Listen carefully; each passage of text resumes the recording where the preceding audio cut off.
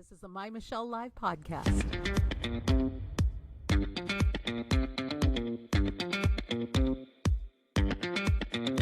Here's Michelle. It's time for sports. Signe and Zachary, who belong to Chris Brown, and Chris Brown belongs to them. His kiddos have joined in on the fun. Thanks for hanging out with us today, kids.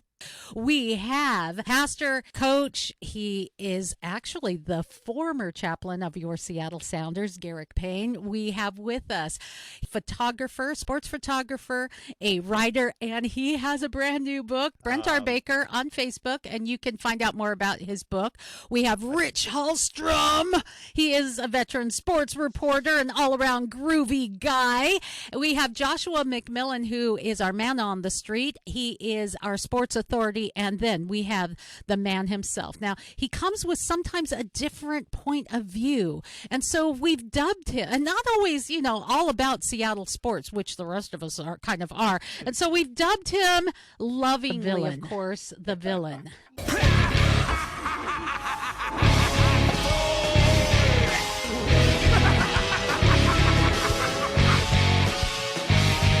I'm a villain.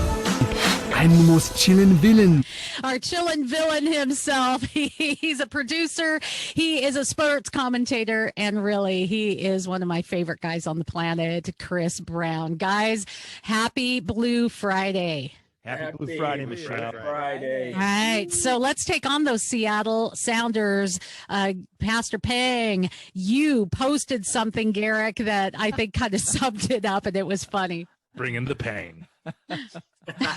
Well, feel the pang. I just couldn't resist this morning when I was waking up thinking about the game last night. So I wrote a little Facebook post. I'll read it to you here. It says, "Breaking Do news." it in your best announcer voice too. Oh, okay, all right.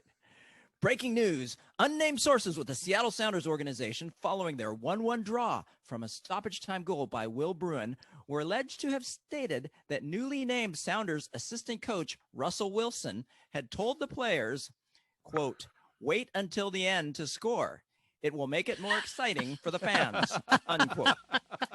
It was reported that Wilson had neglected to mention that the final goal should be the winning score, not just the tie. Thank you. Nice. Boom. Right there. I'm telling you, 13, 15 shots and only one on goal. And that would be great if it was the winning goal, but it was not. We tied with Portland. And that was a miserable game to watch. I didn't enjoy any of it. There was nothing entertaining about it. Well, as Stu Holden said at the end of the game, he said that was one of those games where the draw for the Sounders felt like a win, and the loss for the draw for the Timbers felt like a loss, because Exactly.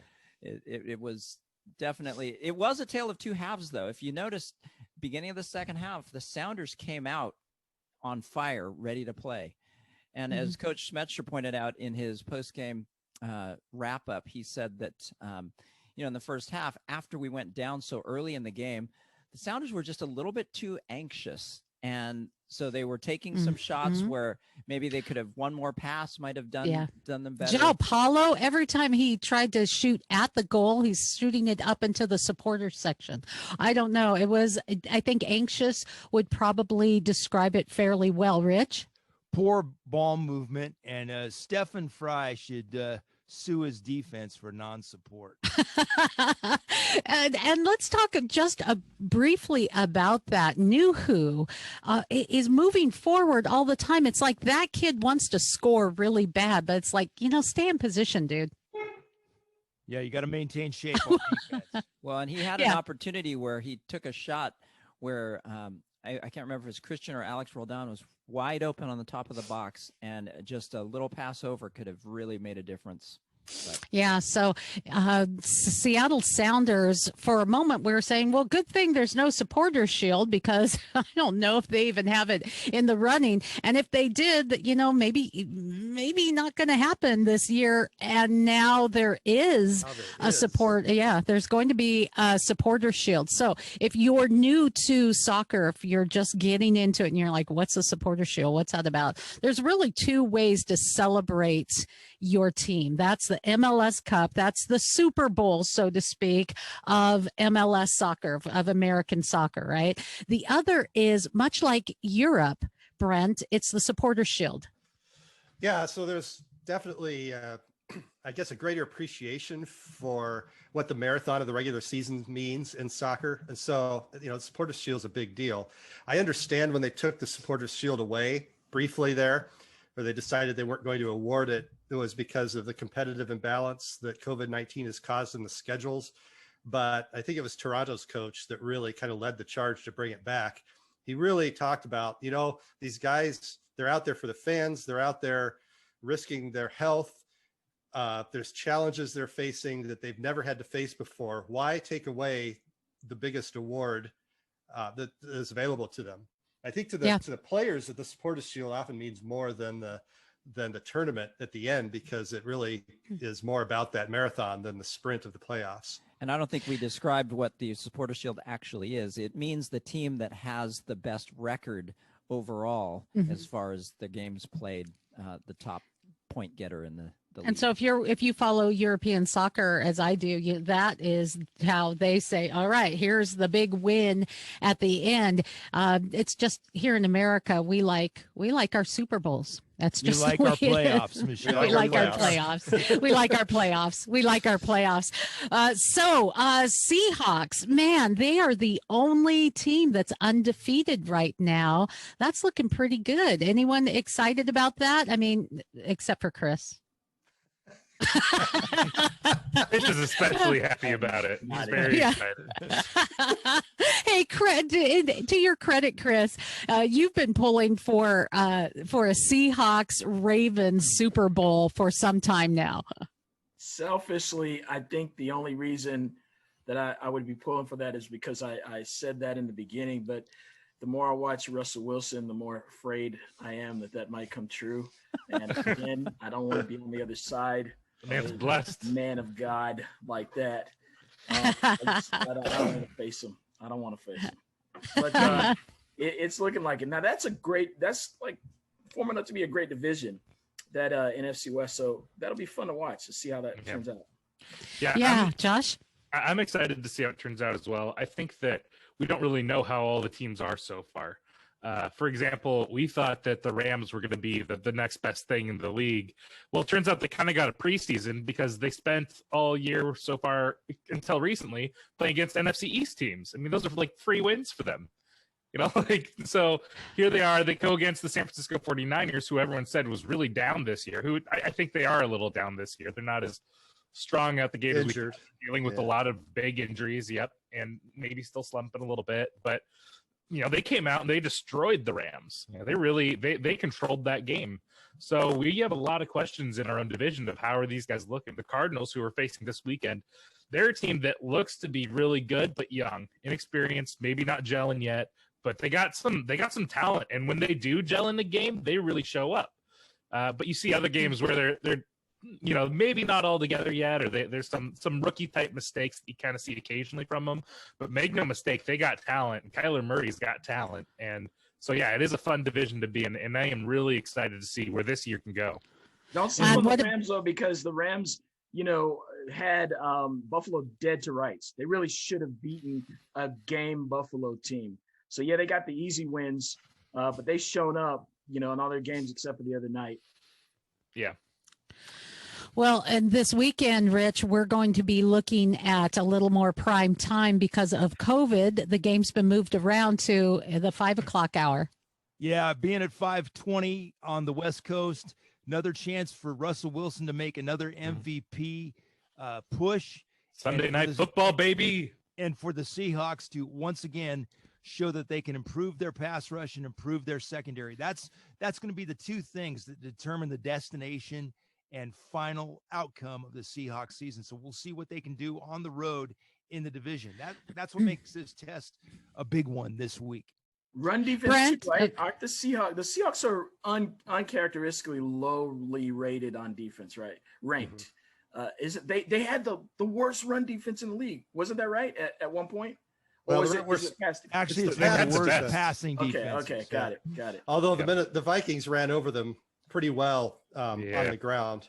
Yeah. Stopping Dalvin Cook is no schlub's task. I'll tell you that. Very That guy- there you that guy can go. play. Yeah, but Madison ran over him too. So So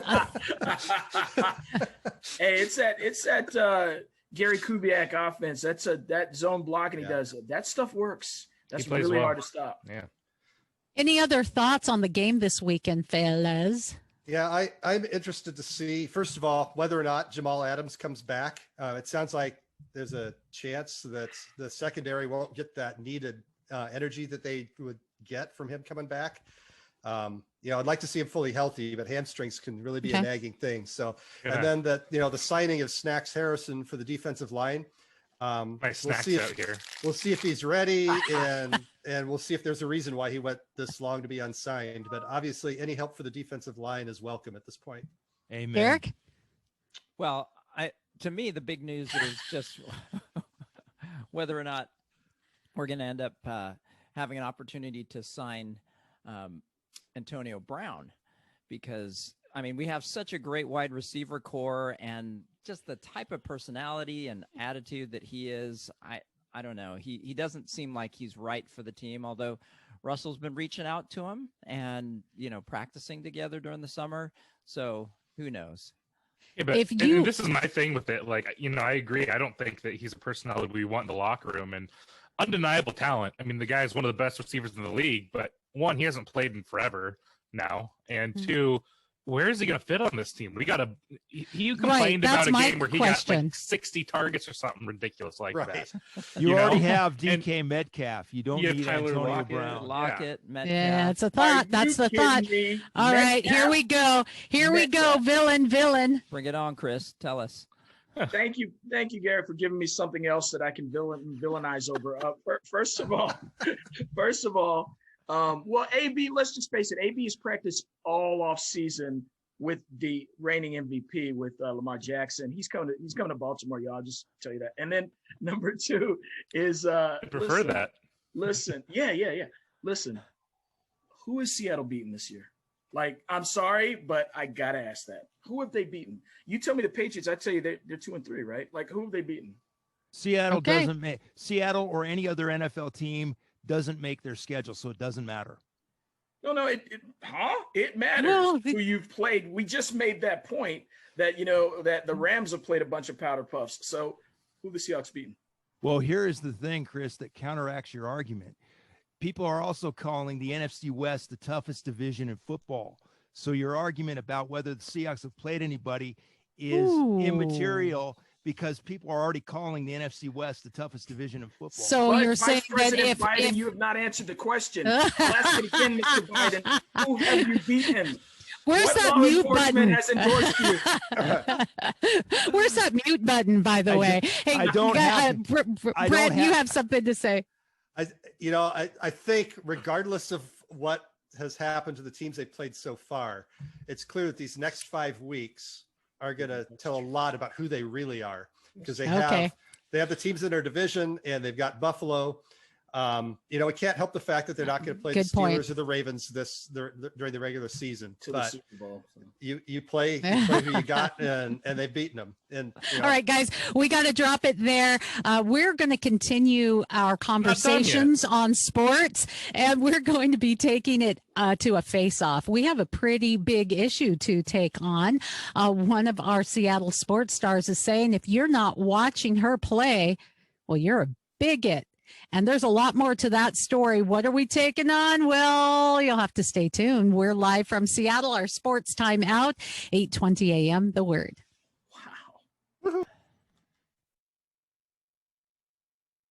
Live from Seattle, we are 8:20 a.m. The Word, and in this segment, we are in our third quarter, and we're continuing our sports talk.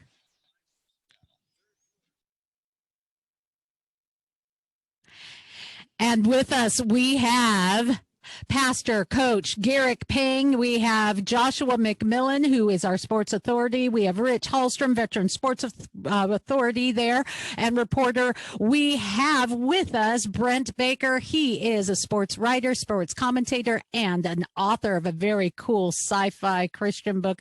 Woohoo! And our villain, producer, commentator, and all-around awesome guy for a villain. Yeah. Chris Brown. If you would like more to the sports story than you're hearing just on the radio, we are recording our Zoomage, and you can hear a little behind the scenes as well. And you can go to MyMichelleLive.com. And I think you post it too, Chris. Yeah, that's coming. on the Thunder Sports Podcast. One day. One of these days. All right. Keep looking for it. So, guys, I wanted to get to our face-off topic. Sue Bird of the Storm has made a pretty big statement saying that if you don't watch the WNBA, you are a bigot. She said, to be blunt, it's a demographic of who's playing. Women's soccer players generally are cute little white girls, while WNBA players, we're all shapes and sizes, a lot of black, gay, tall women. There may be an intimidation factor, and people are too quick to judge and to put it down. I'm like, whoa, bigotry. If you're not watching, there's more to that story that we're going to take on as well. There was a rant in the paper that was saying, hey, you know, when the Storm won, they put up a flag on the very top of the Space Needle, as they do oftentimes when someone wins, a Storm flag. But they took it down within 24 hours. People had been posting on social media, you know, Sue Bird is way underpaid. Compare her to LeBron James. Sue Bird, 17 seasons in the WNBA. LeBron, 17 seasons in the NBA. Sue Bird, WNBA championships, 4. LeBron, NBA championships, 4. 2020 salary for Sue, $215,000. 2020 salary for LeBron, $37.4 million. And so that's why we're taking it on as our face-off. Very simple. And that's why I'm going to play that soundbite again, because I forgot to turn it up. Ta-da! I mean, you can't have a face-off without the soundbite, right? We don't get it at all on Zoom.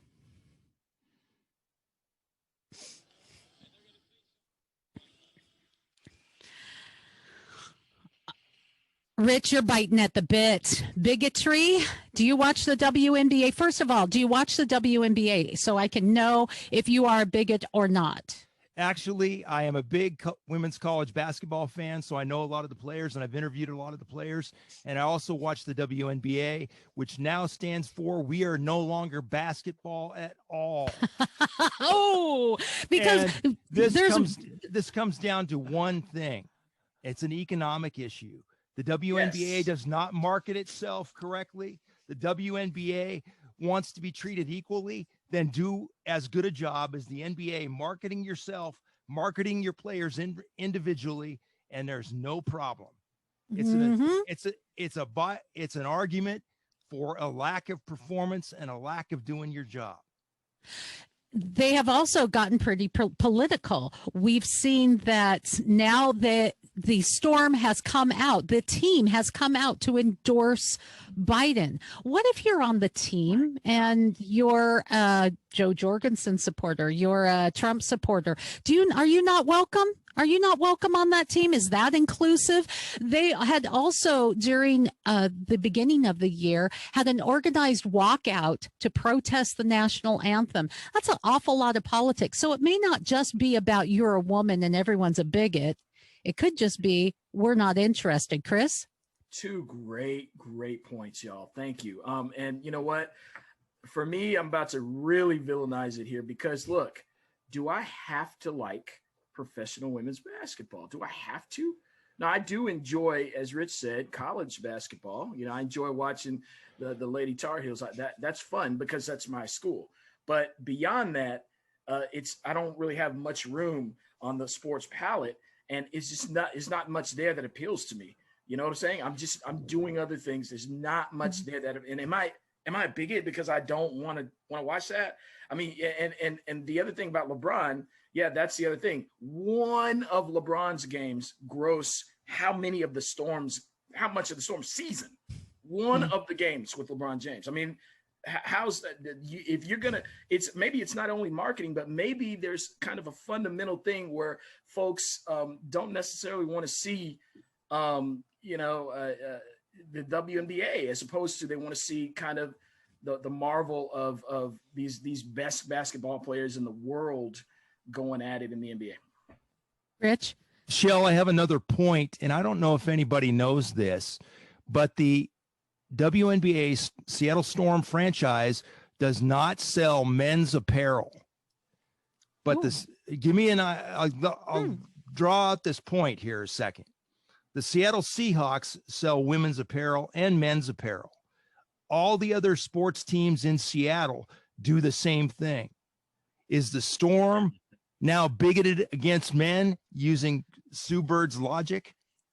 Well, here's another problem to Sue Bird's logic. Here's another problem. Here is another problem to Sue Bird's logic. She said, to be blunt, it's the demographic of who's playing. Now, she's alluding to, you're bigoted because there's more black girls and maybe tall girls or whatever in the WNBA. And she says this: women's soccer players are generally cute little white girls. Who is she married to? Does that make her a bigot? She's married to Megan Rapone. Well, I was really into little white basketball. girl. But she said, I'm sorry. I was really into women's basketball until I realized that they were tall and diverse, and then I thought, oh my gosh, I don't want to watch that anymore. So I quit. Are you kidding me? Are you freaking kidding me? We also have the point that the WNBA, in its inception, way back in the late 90s, had 16 teams. They are now down to 11. Once again, it shows the management of the league is not growing the league in the way that it should. Do a better job promoting your product and running the WNBA, and the WNBA won't have to be propped up by the NBA. Yeah. Hey, so Michelle. you don't. Go ahead.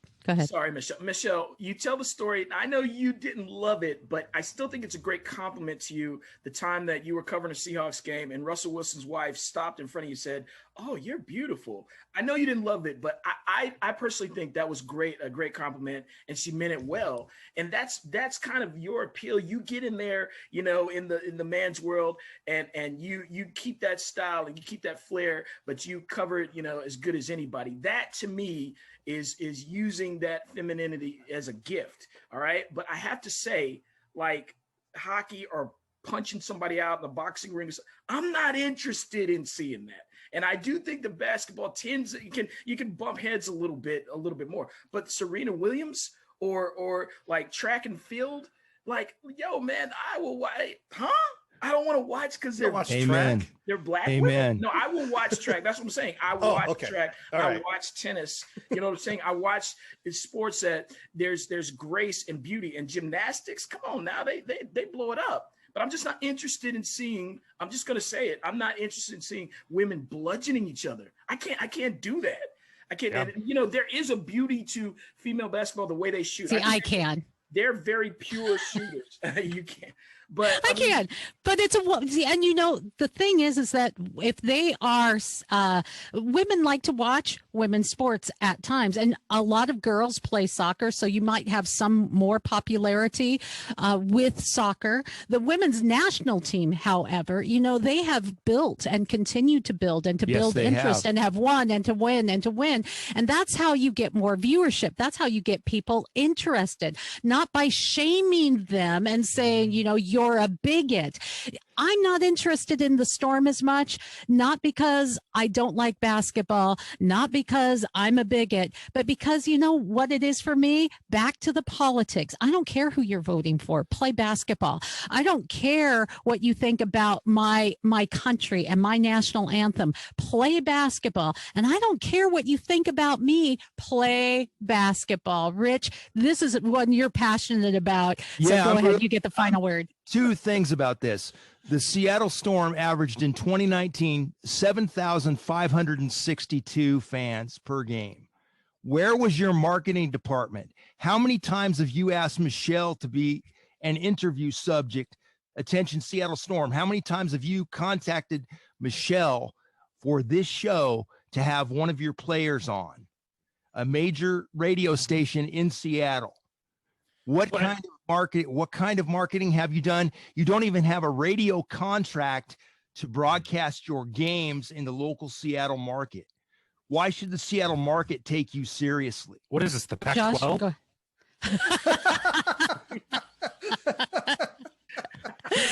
Oh my goodness! Seriously, there's the mic though, it is. It's ridiculous. You know, like you could listen to any of the major sports majority covering stations, and they'll mention the Storm once in a while, but you know they never do the interview things. They never get the people on there, and it's never pushed from the team. And that exact that kind of meme that you're talking about earlier, where they compared LeBron James to her, you made the right point, Chris. Like how much more do they gross? How much more money do they bring in? How much more interest do they bring in? And yeah, like we have people here, like Sue Bird is maybe the GOAT in terms of playing women's basketball. She's incredible. You know, like you can put her in that conversation, just like you can put LeBron James in that conversation of, is he the GOAT? Well, maybe you can make that argument. But just because someone's uber talented, there's so much more that goes into that. There's so much more that goes into actually marketing that, you know. I can be the best ping pong player in the world, but Amen, I don't brother. expect to be making LeBron James money, you know? Like that's not how it works. So you got to have people that building your product and building viewership, like you mentioned. And yeah, it's like the Pac-12. We don't have, like, I can't watch Pac-12 games easily, you know, and like it's so Well, one thing you can watch easily is baseball. And Josh, we want to just give you a moment to give us a Mariners update. Yeah, so some exciting updates. I know, you know, playoffs. Some other teams are playing in the playoffs or something. I don't know. And that's fine. That doesn't matter to us anymore. But it's going to be an exciting offseason to see what happens. Go ahead, Josh. Okay. I'll edit the sound into a little bit later. Yeah. I didn't realize I had a sound bite for that. You guys really can't hear that, huh? Not at No, all. we can't. Not at all. We'll have to fix that for you later. You got to fix Yeah, that my in. tech We guy. just need to know what that means. Yeah. Not that meant 5 minutes. And you got 5 minutes. All right, I'll talk for 5 minutes anytime. That's who raised me. She never stops talking. Josh and I will talk for the you are so for a whole grounded. hour. Good luck Go ahead, grounding me Josh. now. Yeah, so it's going to be an interesting offseason for the Mariners, and I'm really excited to see what they do here. No, I think my power just went out. That's exciting. Good thing I have an ups here. I got an uninterruptible power supply to keep me going. Whoa. Rebel While my base, power baby. is out. Rebel base. Rebel Base got the generators, so we're good. And we're back. Look at that. Exciting. Live on air. Josh dealing with power outages. Anyway, as I was saying, other teams playing in the playoffs, but the Mariners That have was a lot Sue of Bird messing with your power. Yes, she was. She was mad about what I said. They have a lot of interesting decisions this year with who they're going to keep, and you know it's a rebuilding year. They have a lot of talent that they really want to bring up, and some people want them to sign people, and it's really what I want to see is I want to see the young talent not be blocked off by veterans. I want to be able to see next year, see a lot of that talent make its way up through the system.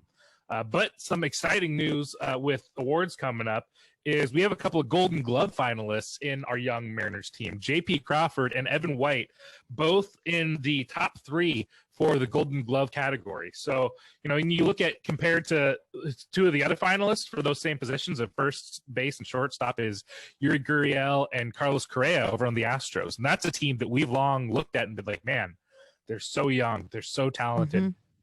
Maybe they're cheaters, and thank goodness that they lost. But you know, you kind of look at that. You're like, all right, you know what? Here we come. We got some really great talent that's already on this team that's had a chance to develop through a year. I was really excited about Justin Dunn and Justice Sheffield's, you know, first full year kind of in a rotation and going for it. I mean, Sheffield was out there cooking. He was one of the best rookies in the American League. So I'm really excited about what these Mariners have. I'm really excited to see what decisions they make through the offseason, because that's, you know, Jerry Dipoto is one that has made, like, I think he made a dozen trades in like 2 hours one time. The guy's a madman. You never know what he's going to pull and swing. So I'm excited. And my big hope is I want to see Taiwan Walker get signed as a free agent back here because I love what he brought to the table. That'd be cool.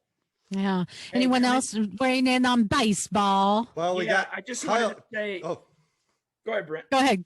So Kyle Lewis also has brought in 2 Rookie of the Year awards already too. The Sporting News one and the Players Association one. The big one's still to come. Fun to watch. And I also, sort of a side note, Seattle's Blake Snell pitching the other night for Tampa Bay in the World Series.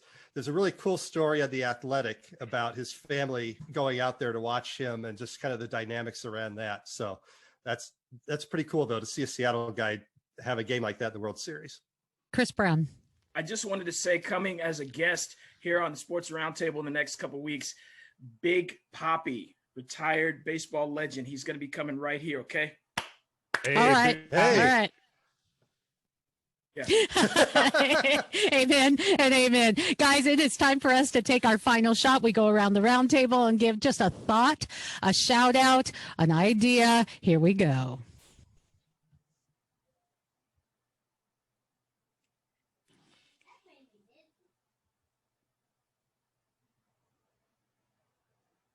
All right, we are going to start with Garrick Pang.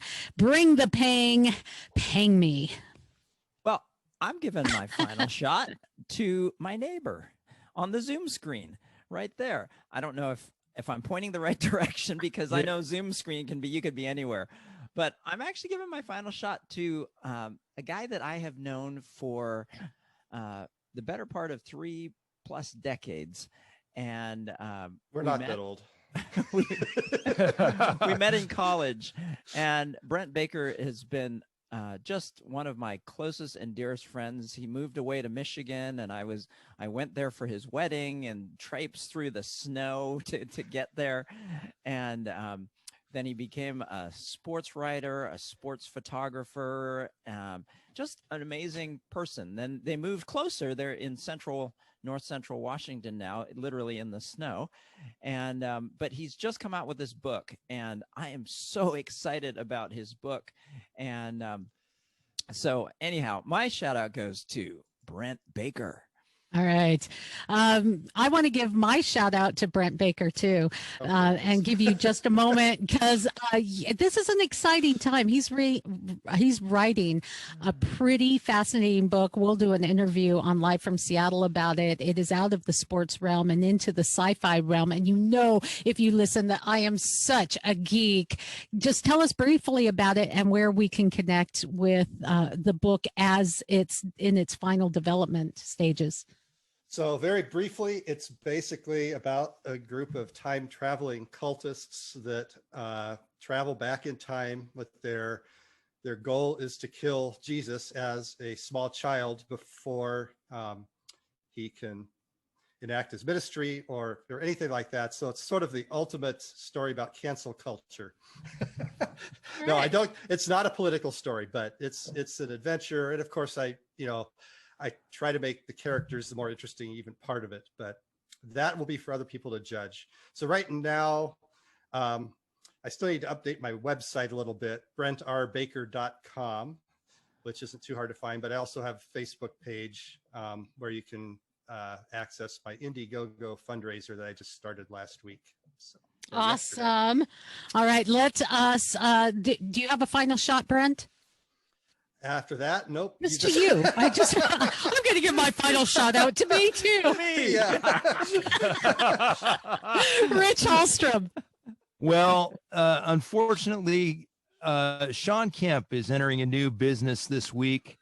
The Rain Man is opening his own marijuana dispensary in Seattle. And I just got to say, Sean, there are better things you can do to uplift the Black community. And I wish you'd do something else. Okay, Joshua McMillan. Hey, don't hate on the medical stuff though. There's some good stuff that can be done with that. With the medical side? Yeah, there's a lot of good stuff that can be done with that. It can treat a lot of things. There's not too much awfulness about it. So, but that's my thought. But anyway, my shout out's going to go out to Bruce Irvin, who, man, I was so excited when he came back as a Seahawk this year, and was brokenhearted when he got hurt and out for the season. But following the guy on Twitter has been great. He's been all about supporting these Seahawks and cheering them on every game.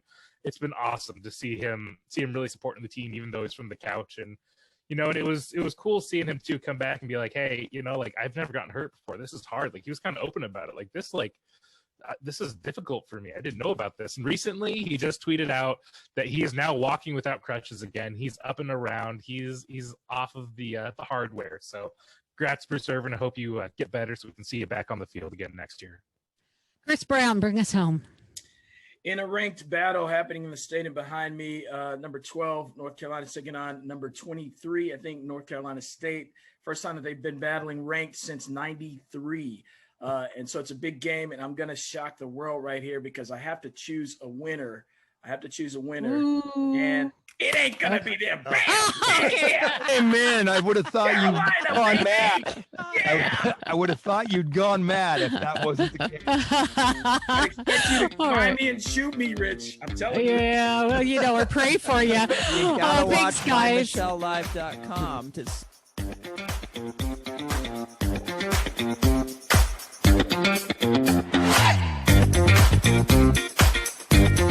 For more fun, go to MyMichelleLive.com.